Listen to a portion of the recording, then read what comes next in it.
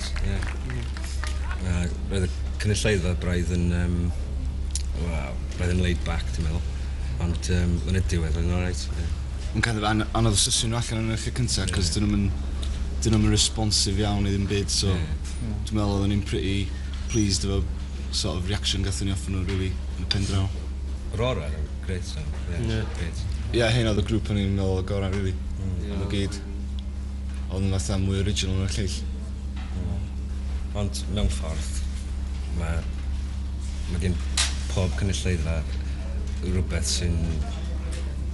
rhywbeth yn common, felly. Just cynulleidfa dyn nhw, really. Yng Nghymru, peth efo pan maen nhw'n dawnsio ydi, cos maen nhw'n basically yn pissed up. Fatha fama, does am bar yn byd yma, so... Wrach, swn i'n mynd i gig yn sobor, swn i'n mynd dawnsio chwaith. Swn i'n just yn fatha stereo na. So mae just fatha'n clapio chydig mwy, so...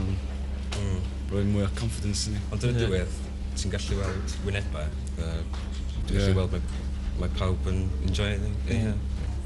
Wel, ni'n cael lawr y stryd a dyma'r ffotograffydd yn cymryd llun yn ni. A na blismon di gwyd bod sy'n ôl yn ni a gath o'i dynnu fewn.